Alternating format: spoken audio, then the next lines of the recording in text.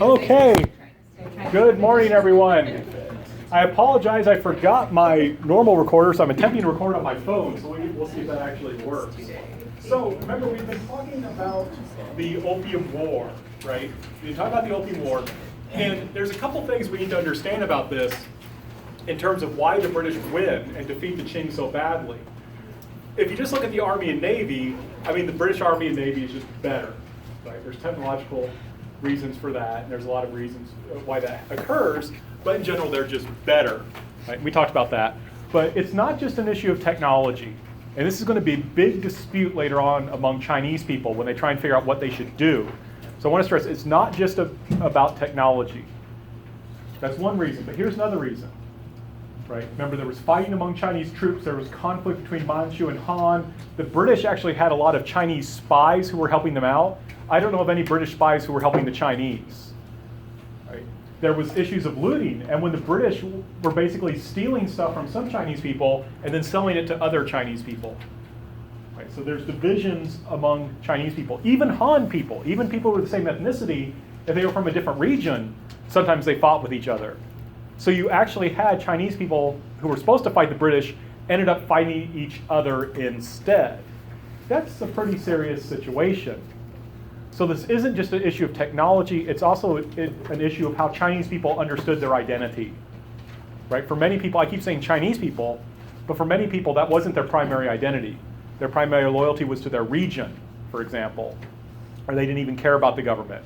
And some Chinese people said, this has nothing to do with me, this is between the government and the British. It's kind of weird from our perspective, living in a nationalistic society. So we talked also about how this was a very brutal war in many respects, right? This isn't a nice, clean war. I mean, there's not too many of those, but you know, people tend to be more cruel to each other when they're different than them. They had a hard time communicating with each other. The Manchu would often fight very stubbornly, and when defeated, they would commit mass suicide. This included their women and children also killing themselves when the British would take a city. And the British would at times, we'll talk more about this later, would treat the Chinese civilians badly. Now the British win almost every victory, but there is one very, in a sense, minor incident. It's militarily insignificant, right? The San Yuan Li incident. Militarily, it doesn't mean much.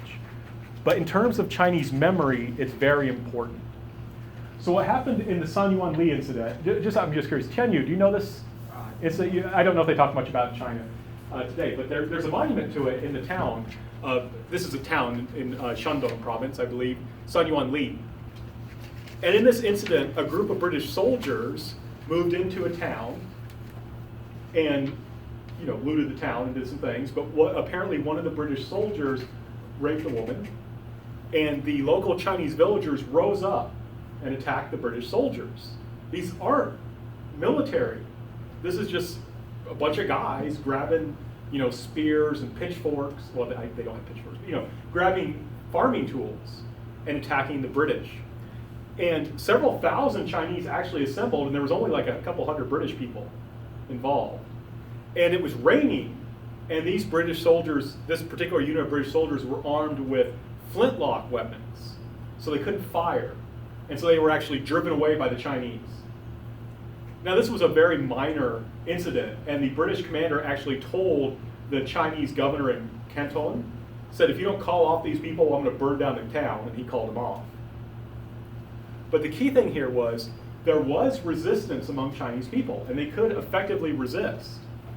And this Chinese, today remember this, even though militarily this didn't really mean much, right? It was just over a little village, the British withdrew, but it didn't affect the outcome of the war. But in Chinese memory, the people could do something. The government failed to stand up to the British, but these Chinese peasants succeeded in standing up to the British. So it's kind of considered like a revolutionary people's moment, right? Notice that the name of China is the People's Republic of China. The American Army doesn't have a name, right? It's just the U.S. Army. What's the name of the Chinese Army, Tianyu? 军队. Right, which means? The army, the Chinese Army? 军队. Right, it's People's Liberation Army, right? 中华人民解放军. Yeah, exactly. Yeah, that's what I meant to say. No, I'm joking, sorry. No, it's the People's Liberation Army in China, right? People's. And so when people look back, Chinese people, they look back and emphasize, even though our government was failing us at this time, the people were able to resist successfully.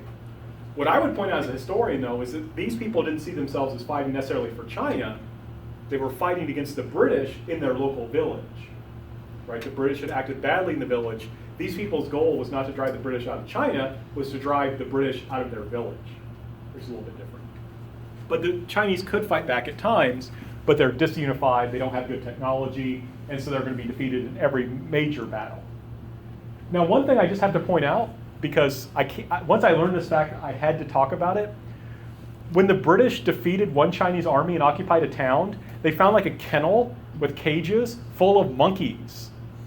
They found like all these monkeys in cages. And they talked to the local people and said, why were these monkeys in cages? And this was apparently a training area. They were going to train monkeys to like attack people, and they were going to tie fireworks and explosives to the monkeys and make like suicide monkey bombers to attack people with, but it never actually happened. They were never actually deployed. But there was an effort to utilize suicide monkey bombers against the British. Poor monkeys. Yeah, I do feel bad for the monkeys. Though in fairness, they didn't blow up. Right? You know, they weren't actually ever utilized. But there was a plan.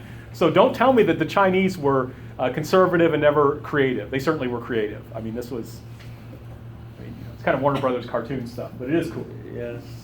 So in the end, the Chinese are utterly defeated, and we have to have a treaty. And that means watching an extra credits video clip, which is going to talk to us a little bit about the treaty, and then I'll go through and kind of emphasize some of the more important points.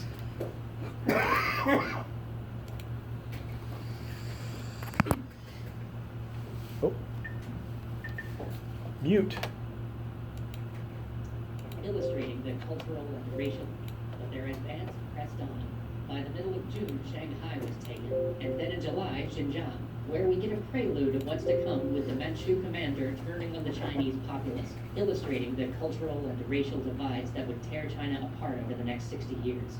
After securing Xinjiang, the British finally moved on to Nanking. Both sides knew this would be the final showdown. The British wouldn't have to seize the capital at Beijing because Nanking stood at the entrance to the Yangtze, the river which was the heart of China. It was the superhighway down which all trade to the capital flowed. If Chinese access to the Yangtze could be cut off, the capital would starve, and much of the kingdom would be in chaos. So it all came down to this. It all came down to the capture of Nanking. But there would be no great showdown, no final battle, because the emperor finally began to realize that he was beaten, and that if they lost Nanking, there would be no negotiation, only surrender. So better to negotiate while he still could. He sent an official down to talk to the British. At first, talks went nowhere, as the British demanded that the official be given authority to make binding deals for his government, the lack of which the court in Beijing had taken advantage of in prior negotiations to get out of treaties made by other officials. Cultural misunderstandings and attempts to delay as long as possible by the Chinese officials delayed the process slightly further, but by the middle of August, under imminent threat of attack on the city, negotiations commenced. In the end, though, despite technically holding Nanking, it was clear who had all the leverage, whose gunboats could impose their will if negotiations failed, and the Chinese ended up conceding on nearly every point. The 6 million that Elliot had asked for now became 21 million, and the amount was granted. A number of new ports for trade were opened up. The old Kohong monopoly was abolished, and tariff rates were to be agreed upon rather than set by the sovereign Chinese government. The island of Hong Kong was ceded in perpetuity to the British, and British subjects would operate there under British law, completely free from Chinese jurisdiction, and British consulates were established at the treaty ports. The only two things that the Chinese didn't concede on were Christian missionaries, which were such a touchy subject that not even the British delegation tried to bring them up, and opium. The Chinese government refused to legalize opium, even though the British representatives tried to lean on them to do so. Even though they had no power to prevent its sale, they steadfastly refused to legalize the drug. This would eventually lead directly to the Second Opium War, a conflict which plays out shockingly similarly to the first, at least in the broad strokes, but this time with most of the major colonial powers involved. These two wars, and the treaties which follow them, will go down in Chinese history as the unequal treaties, and begin what will later be labeled by the communist government as the Century of Humiliation. While at the time they may have seemed just a part of a larger destabilization and realignment of the country as a whole, they have since been seared into the Chinese consciousness, and to this day are conjured whenever dealings with the West take a turn for the worse. They are used as a milestone, a measuring marker for how far the country has come in the last 150 years, and as propaganda to remind everybody of that fact. And while these wars have perhaps the lowest casualty count of any of the conflicts that extra history has covered to date, they have had a profound impact on global politics and global understanding all the way to today. The Opium Wars are long over, but their effects linger in significant ways. See you next time. All right. So, the Chinese are utterly defeated. They have to finally give in to the British demands. You may remember last time we talked about how when they had these negotiations, the British negotiator got fired by the British government because he didn't get enough, and the Chinese emperor fired his negotiator because they gave away too much. Remember, the Chinese emperor was being misled by his officials. He didn't realize that things were as bad as they were. So it didn't make sense to him. It's like, wait, things aren't that bad. Why do you want to give all this stuff to the British?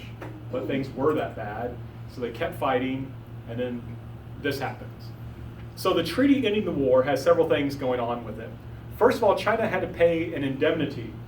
If you're not familiar with the term, it means money you pay someone when you lose a war, right? Basically, the idea is that when you win the war, you're going to say to the other guy, it was your fault that we had this war, so you have to pay me, right? You damaged me, you were hurting me, that's why we went to war. I beat you, so you have to pay me back the damages you caused. So China is forced to pay money, and you can imagine it's kind of frustrating. The Chinese is like, we're just enforcing our laws. We weren't hurting you. Yes, Tyler. Tyler. Yeah. Sorry. So it's technically like war reparations? That's a good way to think about it. Yeah. And then this is also where they will cede Hong Kong, right? This island will go to the British. The British wanted a naval, they wanted a fort, basically, a naval base where they would be able to protect their shipping and project military power towards China in case this should happen again. They also forced China to open more ports. And it was a little unclear in the video, but in these more ports, they're going to go from 1 port to 5 ports. Remember, Guangdong Canton was the only port that was open. Now 5 ports will be open. And in those ports, missionaries are able to reside. Technically, the British aren't the ones that do this. The French will get it later based on the Opium War, but for our purposes, this comes out of this Opium War. Right? That not only are there more ports open, but missionaries will eventually get the right to reside in those ports. That's really important later on. This also allows what's called extraterritoriality, which means that the British will be governed by British laws, not Chinese laws.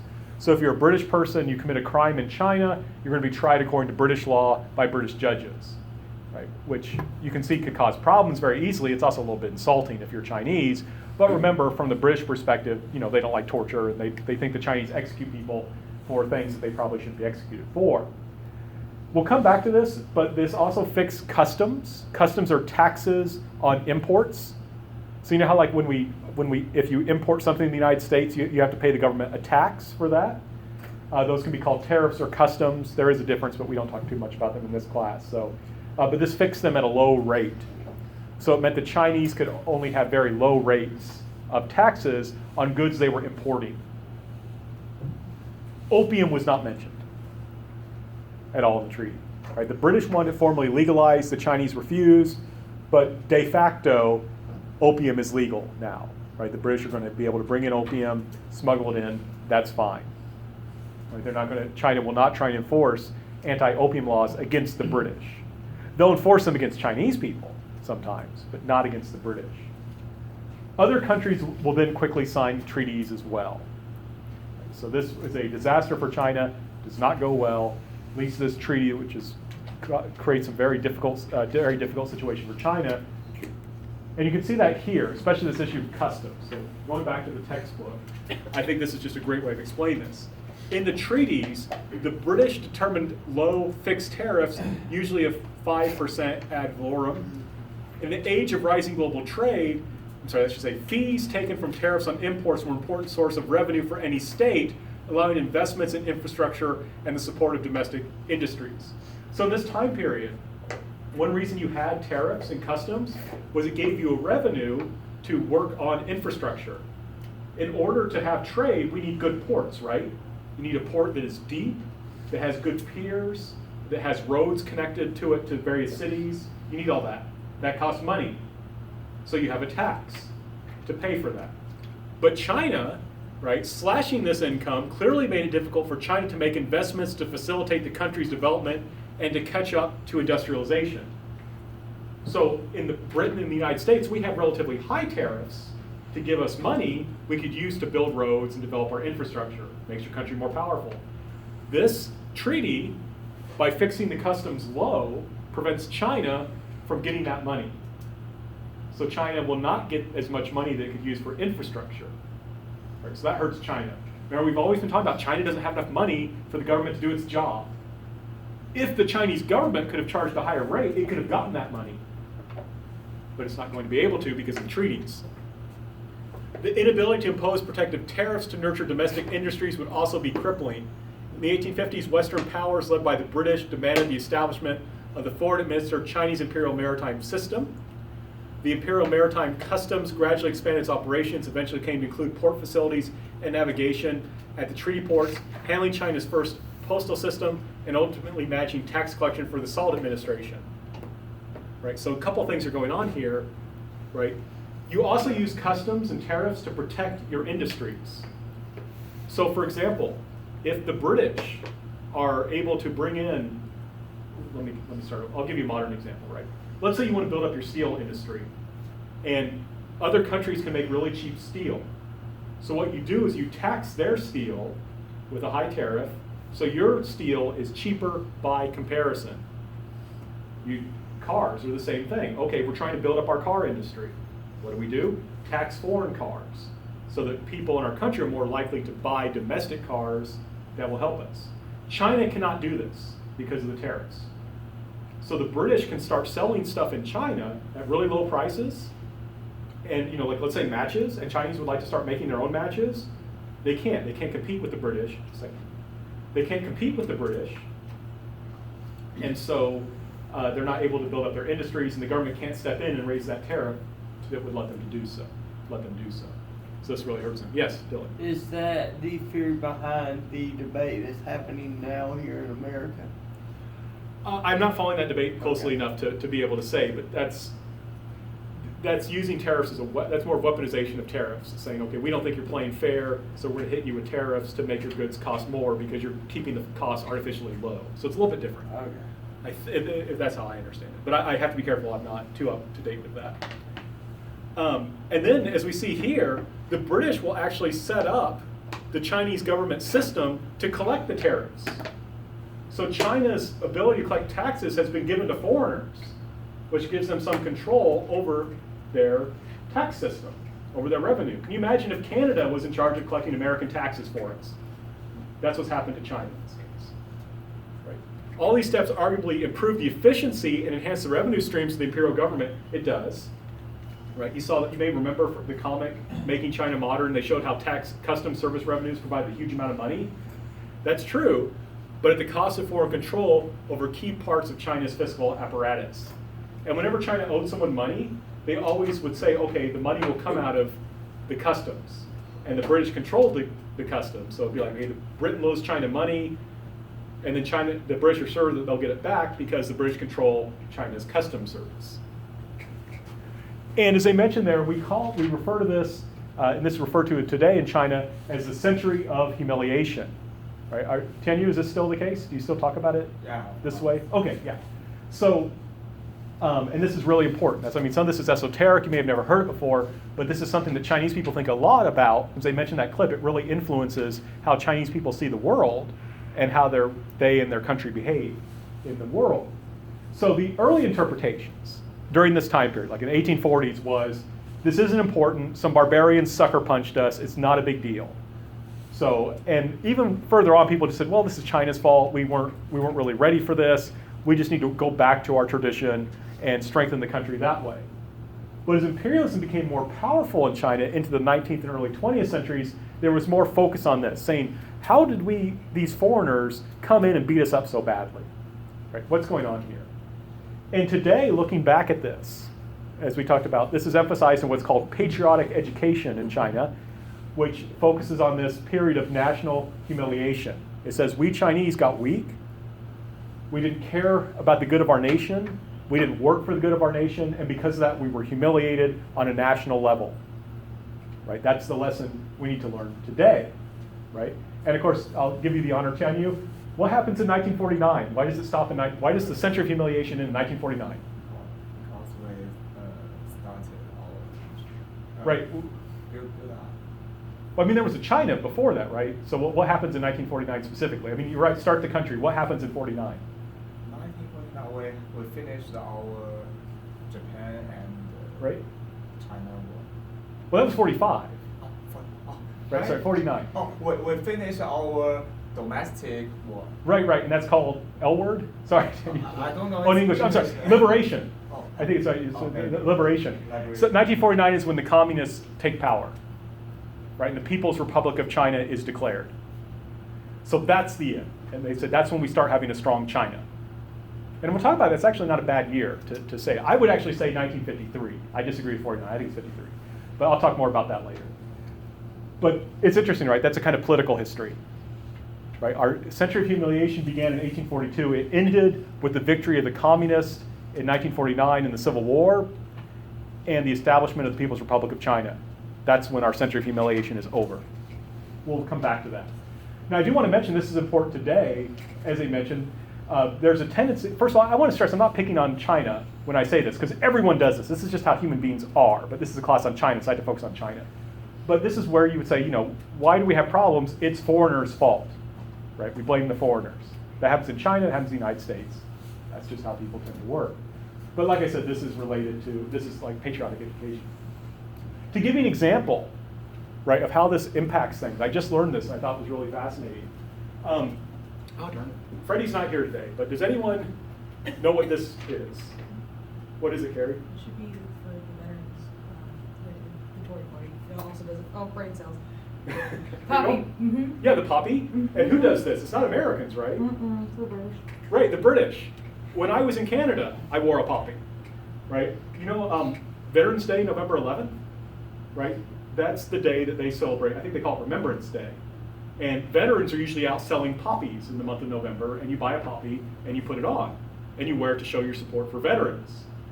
Several years ago, there was a group of British government officials in China negotiating with China over some kind of trade deal and some political deals and so forth, the kind of things they do. And the British were wearing poppies to remember their war dead. And the negotiations didn't go well. And the Chinese media started saying, they're wearing poppies to humiliate us because of the Opium War. And this just made the British angry, and the Chinese media said, you should take these off. And the British, I think, they just kept wearing them. Right? It became this whole issue, but it's interesting, right? Even today, this was used to kind of mobilize the Chinese population, right? So these British, they're trying to bring us, they're trying to bring us back to the days when they humiliated us, right? They're trying to beat up on us. But this is the new China. You don't get to beat up on us. Kind of interesting. But so these things are very real to this day. So how does China react to all this? Right? They just lost the humiliating war, and it's kind of curious. Basically, the Chinese government tried to avoid honoring the treaties where possible, and that was about it. There really wasn't much of an effort to look back and say, what went wrong? And I mean even on a simple level. So to give you an example, these are British soldiers, these are Qing soldiers, these are Chinese soldiers. They're armed with percussion weapons, percussion cap muskets, they can fire in the rain. They're pretty good weapons. Right? The other guys had flintlocks, these guys had percussion caps. The Chinese are wielding matchlocks. If you're not familiar with matchlocks, a flintlock is better than a matchlock. So like in the American Revolution, the guns we use there, those are flintlocks. A matchlock uses a burning match, and you have to keep it burning. It burns very slowly. It's actually more like a fuse. But I'm not kidding. If I was to point a matchlock, I don't want to point at anyone. If I was just to point a matchlock at someone and pull the trigger, you could actually move out of the way before the gun would fire. Right? So if I was to hold it here, pull the trigger, you could then take a step forward and the bolt would miss you. So they're very primitive weapons. The Chinese didn't even try and move over to a better weapon, even though the British used it against them. This is fairly simple, but they didn't even want to do that. Right? So This idea, we're not going to change. And I think they just did not appreciate the full power of Western countries by this time. They didn't understand Western imperialism. Right? They didn't quite get that Britain had conquered India by this time. If you conquered India, why can't you also have China? It's not impossible. And again, I don't want to be too critical of China. As historians, we're not looking back and saying, oh, those people were dumb, why'd they do that? It's not what we do. I think it's because the Chinese had never faced such dangers from overseas before.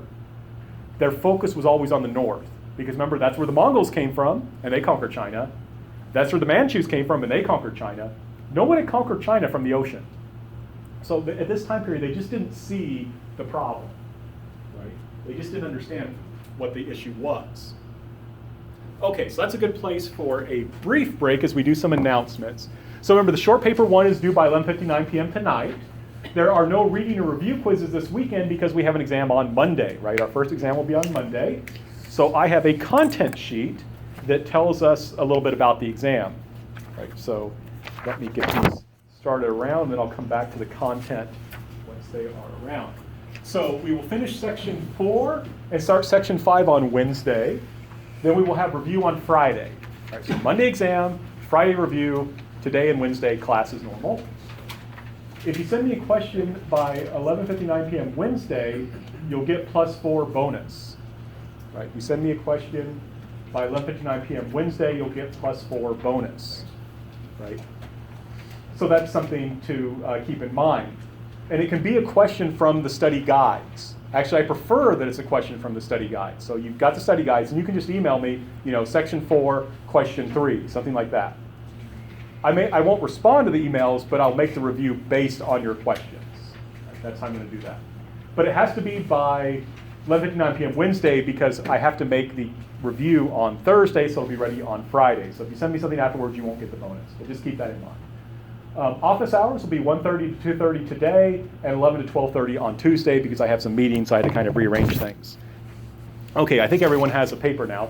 So the format of the test, if you look at the top, there's 30 multiple choice questions, each worth 4 points, making a total of 120 points.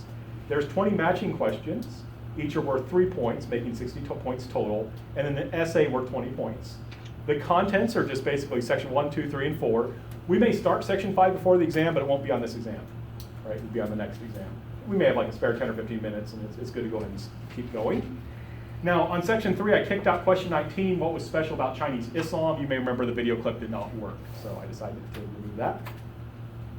So the way I do essay questions, I give 3 questions. Those will, 2 of the 3 questions will appear word for word on the exam. So what's there? 2 of those will be on the exam. You know what it's going to be about, so you have plenty of time to prepare. Now, and I want to point out, if you prepare 2 of them, 1 of them that you prepared will be on the test, right? There's 3. My math's not that great, but there's 3. I will choose 2. So if you choose 2, you're guaranteed to have at least 1 that you prepared. It's not open note, but you can still go ahead and prepare and think about it. And of course, that's a good way to review the material. Right? Preparing for the essay helps you review the material. So you want to do that early. And then, of course, you could ask questions about this as we continue. So hopefully that's fairly clear. Any questions about that? All right. In that case, let us forge to the, I'm sorry. So we've been talking about opium, and you remember going way back, I talked about the Kangxi Emperor, and we tried to emphasize how one thing the Kangxi Emperor did was to gain Chinese acceptance was to publish a book on Tang poetry. And I said like Tang poetry is like the best Chinese poetry. So I remembered, I kept remembering and forgetting that in world history I give an example. So I'm going to give you an example of Tang poetry, right, that I think is classic. So this is by Li Bai, considered the greatest Chinese poet. Life in the world is but a big dream. I will not spoil it by any labor or care. So saying I was drunk all the day, lying helpless at the porch in front of my door. Truly a great poet. Actually, he is really awesome. And it's cool. But I just think it's a funny thing, and I don't want you to think Chinese people were always serious. That's the big point of this, right? It's not just that they just thought about morality. Chinese people also had a good time.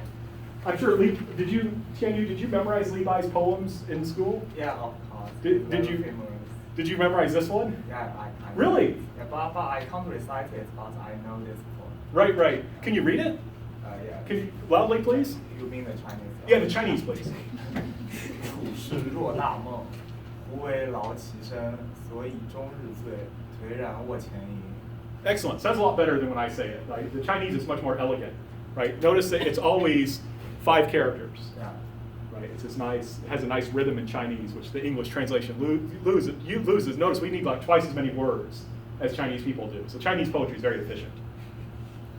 But just as a quick aside, notice he's drinking. You know how people say never drink alone?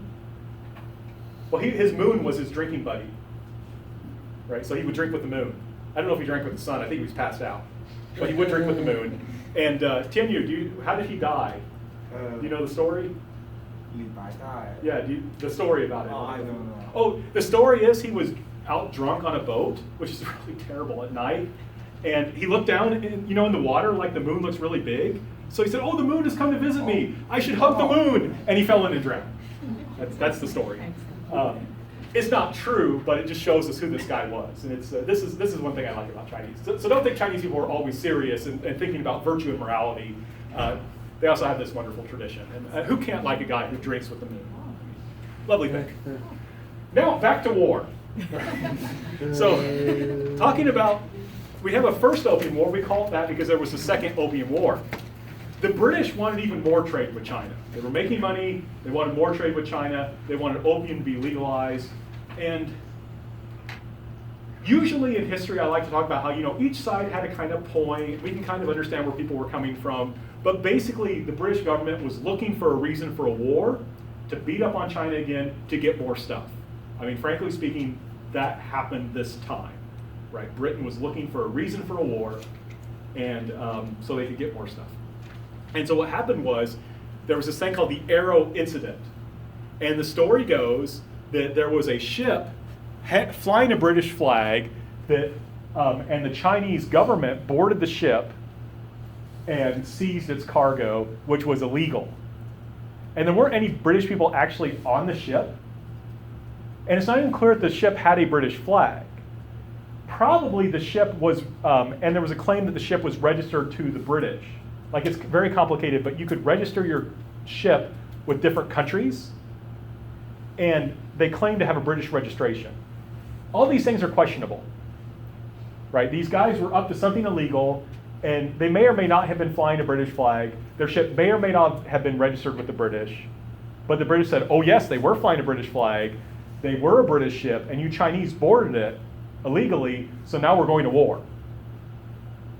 It was a pretext, right? The British were just looking for an excuse. This was a very minor incident that may not have happened. It was basically a bunch of criminals trying to smuggle stuff in that they weren't supposed to, hiding possibly under a British flag.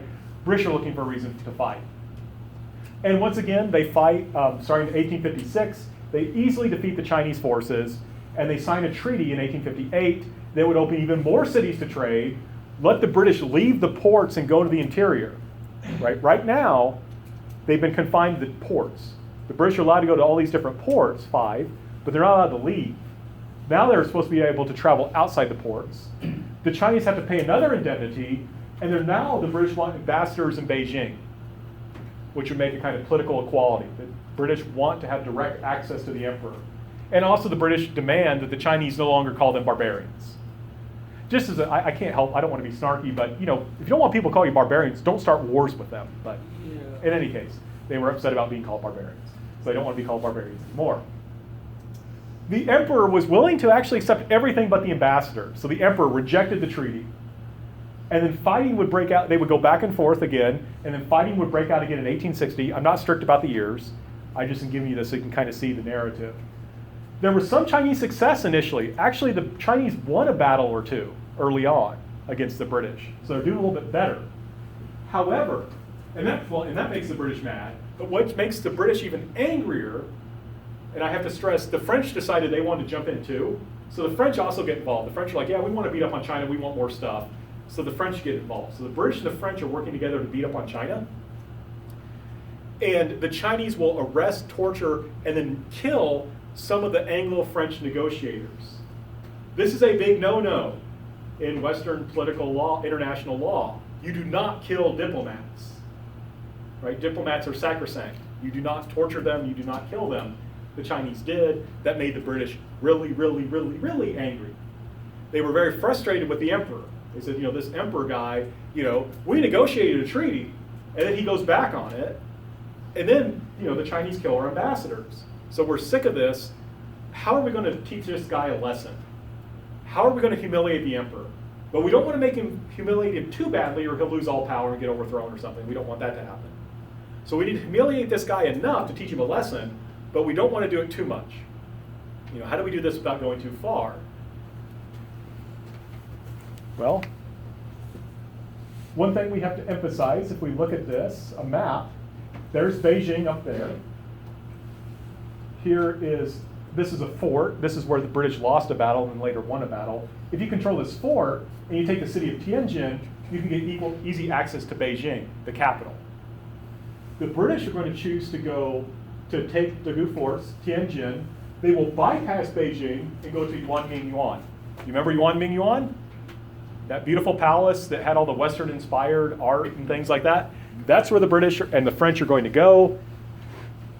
It's much more dramatic when I hit the right key. I'm sorry. That's where the British and the French are going to go, and this is what they do. The French soon discovered the Thank you, gardens Dahlia. of numerous treasure hoards. Armand Lucy, a French officer, would later recall in his account of the events, the 1001 Nights became something palpable. I was wandering amidst treasures worth 30 million francs. A French colonel, Charles Dupin, explains their motivation. The visitors' admiration for those outstanding artworks was soon overwhelmed by a vulgar desire for possession of them. Initially, the French commander, General Montauban, ordered that nothing be touched before the British came, but the situation was soon out of control. The 20-year-old French interpreter, the Comte d'Hérisson, noted, at first, support staff stole necklaces and bracelets, which they flaunted. It was too much for the soldiers. They were unable to stop themselves from looting.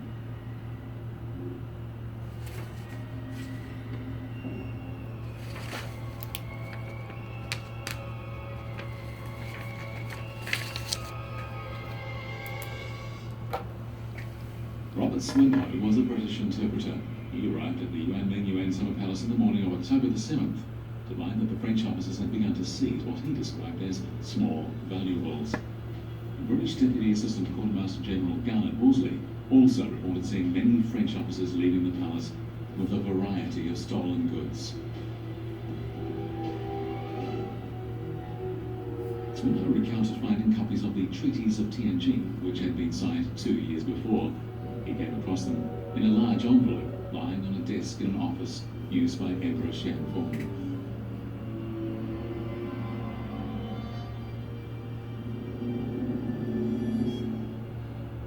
Oh.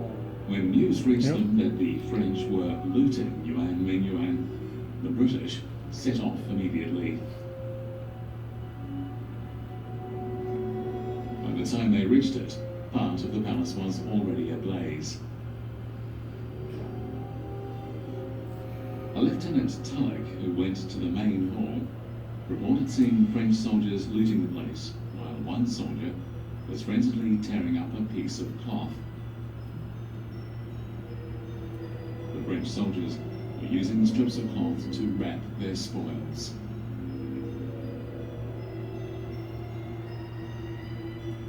Tulloch, seeing that few treasures were now left, grabbed a vase while nobody was looking. In another hall, Tulloch found soldiers amusing themselves by smashing vases. At noon, the British Commander General Grant and Envoy Lord Elgin arrived at the palace. Observing the French soldiers, Grant let it be known that he didn't object to looting.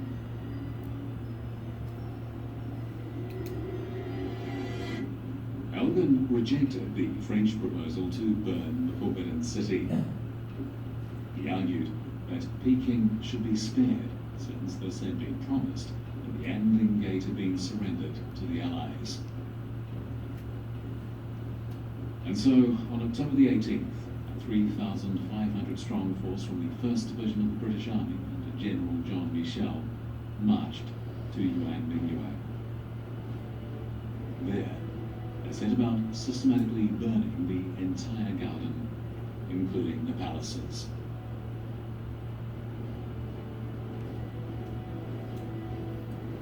The ensuing fire lasted for 2 days. Every single wooden structure in Yuan Mingyuan was destroyed. The once luxuriant and majestic imperial garden and its palaces were reduced to ash in the flames. During those 2 days and nights, fire enveloped the entire area. Carried on the wind, a huge dense cloud of smoke drifted over Peking, obscuring the sun.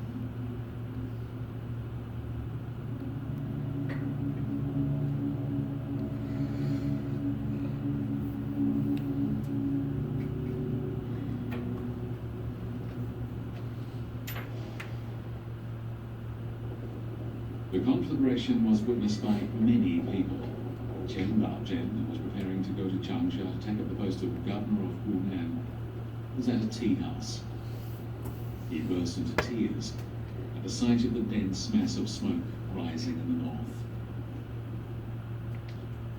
All right. Now, one thing to emphasize about this, right? If you watch this as kind of a Western person, you think about, this is kind of bad. This isn't right. Have a good one, Dr. Hess.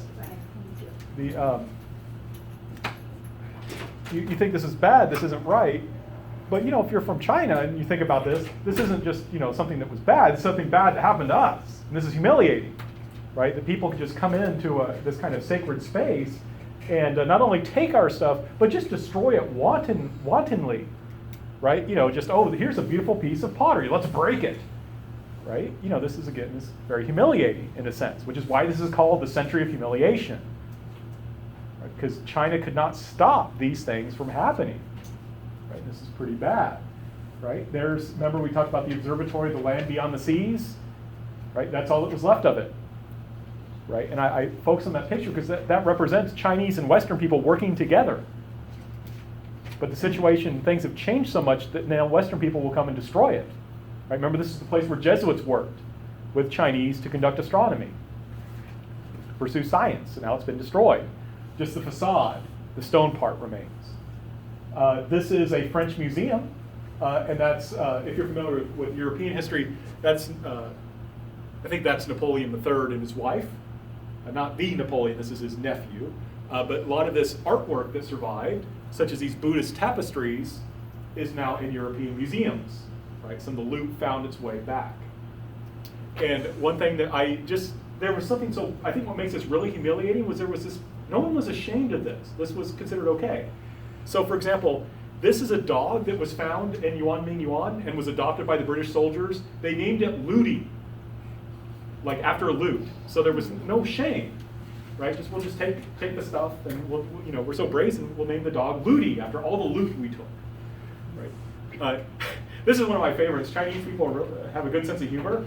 So there was some of the, how like in Chinese zodiac you have like year of the ram, year of the goat, year of the pig, year of the snake, and all that. So what happened was they stole some of the heads off some statues. In China, in Korea too, you have all these statues of these zodiac animals, and they couldn't take the statues, they were too big, so they cut off the statues' heads, and they went up for auction. And some patriotic Chinese people wanted to buy them back so they could reunite the zodiac head with the zodiac body. But I like the comic, they're trying to get their own heads back. Right? They're bidding on their own head. So that was very funny. And there's the French person. By the way, whenever Asian people tend to draw Western people, they focus on our noses. Right? Like Western people focus, when we think about differences, we focus on Asian people have different shaped eyes. They focus on our noses. Those big noses. So it's a kind of funny thing. So this is also going to lead to what's called the treaty port system, right? These two opium wars are going to lead to this system, which is essentially established in the 1860 treaty. And the treaty port system, basically parts of Chinese cities fall under Western control. Right? So think about this. China is not exercising sovereignty in its own cities. Right? It's falling under Western control. So for example, and they have what are called concessions. These are foreign occupied parts of Chinese cities. This is the one of Tianjin in 1937. It's harder to find older maps. But you can see there's a part for France, for Great Britain, for Japan, for Austria-Hungary, even Italy has its concession. And that's territory they will control. Now, what's interesting is that this will bring some benefits to Chinese people. The taxes in real term are actually lower in these areas than the Chinese-controlled parts because you don't have the corruption. These are under foreign business law. Remember I said one problem was China did not have strong property rights and in terms of enforcement, and they didn't have business law, they only had criminal law. So if you had a business dispute, it had to be a criminal dispute. Now they have modern foreign business law. So a lot of early Chinese companies will start in these foreign concessions. They have comparative freedom. We'll talk more about this later. What's kind of ironic is a lot of Chinese nationalists will actually go to live in the foreign concessions because that was the only place they could challenge the Qing government and later governments. Right? So a lot of great Chinese authors like Lu Xun, who we'll talk about later, they have to live in foreign occupied areas because it gives them the freedom to write what they want. In addition, this gives them exposure to infrastructure like railroads and telegraphs. Right? Those will be built by the Westerners, and these serve as places to learn about the West. And that's one thing I tried to emphasize through the last couple of readings. Remember we had this reading pictures to draw tears from iron? And it used these kind of traditional Chinese ideas about why we should help people who are suffering from famine. But also they did it in kind of a modern Western way. Right? They used modern Western printing techniques and ideas of philanthropic associations. And to give you another example, right? Shanghai's Lens on the News was exposing Chinese people to things like balloons, to new forms of technology.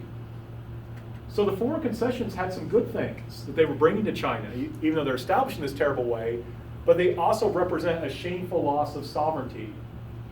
Right? China is so weak, and in a sense so backwards, that we're not able to defend these parts of our capital, or these parts of our cities. Right? This is a major problem. And this is one of the ironies, one of the difficult things Chinese people had to struggle with. Imagine you probably at some point in your life were bullied. Like so there was probably someone bigger than you who beat up on you or mocked you or something. And that's bad enough, right?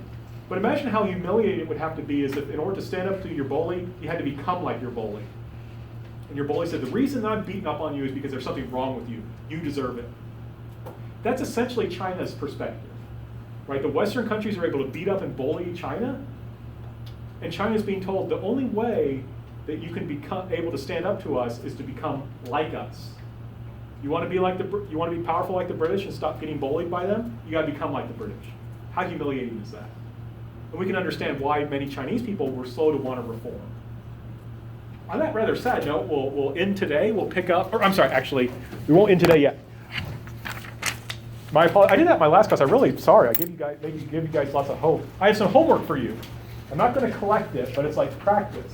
So one thing that students have trouble with, and I'll give you the matching key later. On my exams, there's matching. I expect you in a class on Chinese history to recognize Chinese names, right? I think that makes sense. People oftentimes will bomb that section. So in order to avoid that, I've given you a practice matching sheet. This has 10 names from the first two sections, and you should be able to match them with their definitions. So this will give you an idea of what's going to be on the test. On the test, there will be 20 names.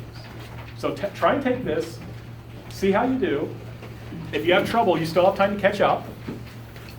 But it will give you a sense, I'd rather have you surprised and frustrated now than on the exam, because you still have time to improve. So just do that. I'll give you I'll give the answer key. Have a good day. I'll give you the answer key on Wednesday. There we go. Have a good one, and I'll see you all on Wednesday.